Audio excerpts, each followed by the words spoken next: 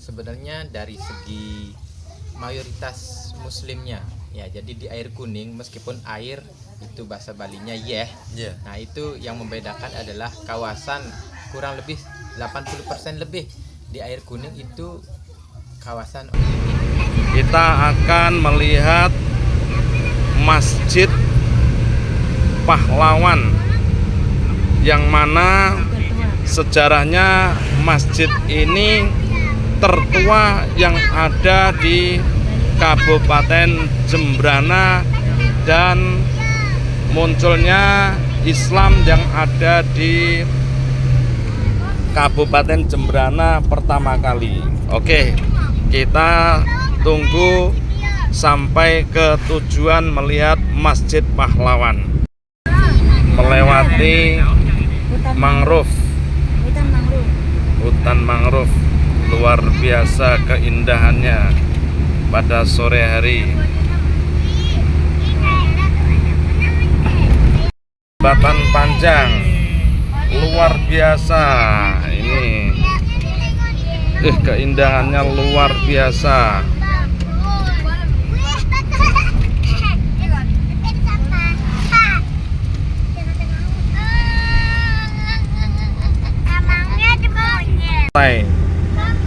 Perjalanan menuju ke air kuning. Ini pemandangan. Sekarang berada di Masjid Pahlawan, Desa Air Kuning, Kecamatan Negara, Kabupaten Jembrana.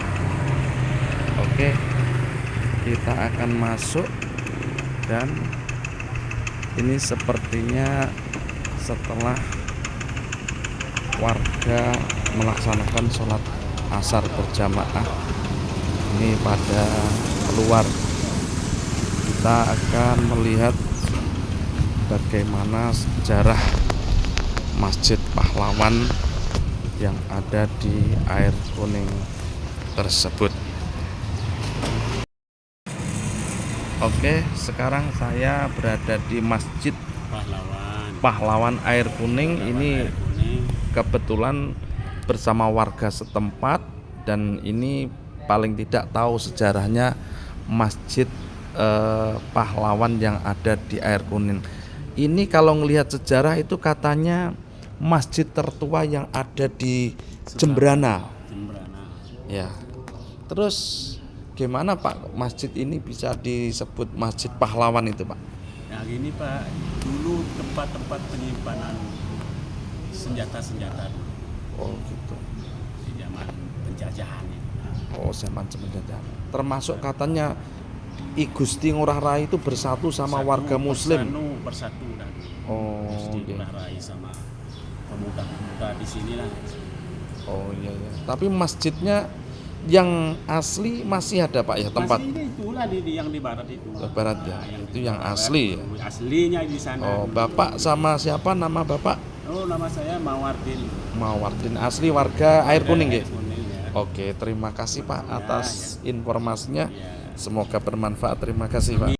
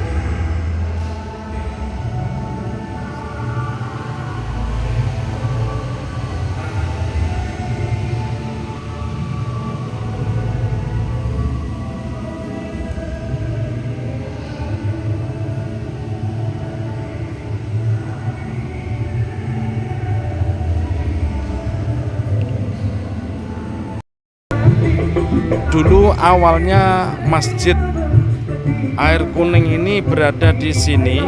Sekarang dibuat sekolah TK. Dan awal mulanya masjid yang ada di Air Kuning ini sebenarnya namanya Masjid Jami. Berhubung dijadikan Masjid Pahlawan karena masjid ini bersejarah pakai persembunyian senjata-senjata para muslim yang ada di daerah Air Kuning ini bersatu dengan I Gusti Ngurah Rai dan bala tentara yang lain untuk menyembunyikan senjata baik di atap maupun di pojok-pojok masjid itu, sehingga Belanda itu tidak mengetahui senjata-senjata yang disembunyikan di dalam masjid ini, sehingga masjid ini awalnya Masjid Jami kemudian disebut dengan diganti dengan Masjid Pahlawan. Ini saya sekarang berada di Desa Air Kuning, yang mana saya mau bertanya langsung secara garis besar kepada warga Air Kuning, asli Air Kuning.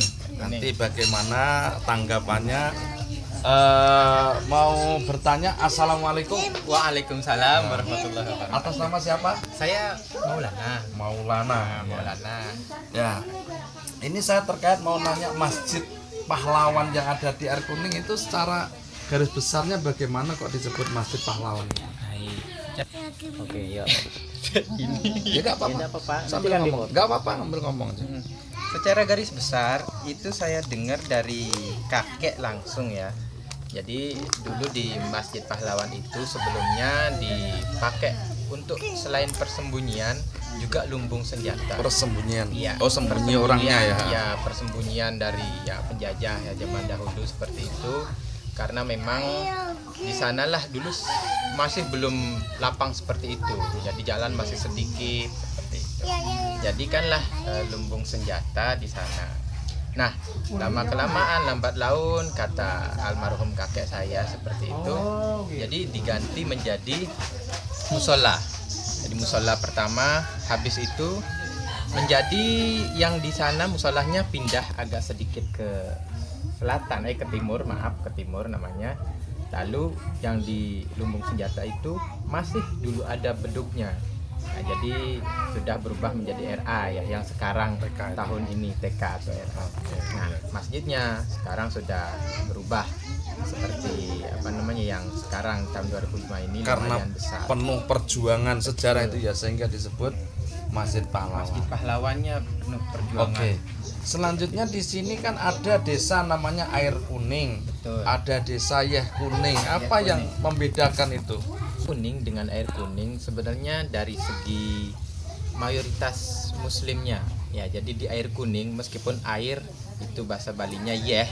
Nah, itu yang membedakan adalah kawasan kurang lebih 80% lebih di Air Kuning itu kawasan orang-orang muslim. Jadi kita sudah kampung muslim yang sudah memang dari kakek nenek menetap di sini, lahir di sini di Air Kuning, itu dinamakan Air Kuning. Beda desa dengan Yeh Kuning, di sebelah sana ada perbatasannya, itu kawasan lebih mayoritasnya yang Hindu seperti itu. Dengan bahasa yang agak sedikit berbeda tapi tetap sama, pakai bahasa Bali seperti itu. Ya, kurang lebih perbedaan seperti ada yang beberapa diambil dari bahasa Jawa seperti kelambi. Nah, kalau bahasa Jawanya Maduranya kalampi seperti itu. Itu bahasa diambil Orang dari Bali nggak ngerti ya? Orang Bali nggak ngerti kelambi, baju mereka. Ngertinya apa dia kalau bahasa baju Bali? biasa. Oh, Ini iya. baju ragung lah baju nih gitu. Itu bahasa Balinya. Mun di Air Kuning cek kelambi nicang. Mai jemakau dia. Nah, itu bahasa Air Kuning. Dari segi lugat pun berbeda. Oke, terima kasih atas informasinya, semoga bermanfaat. Terima kasih. Sama-sama, Pak. Gitu, Pak. Ya, sambil makan silakan. Ini enak ya, Kak. Ini apa ya? Halo, ini ya kameramen ya. Udah nonton.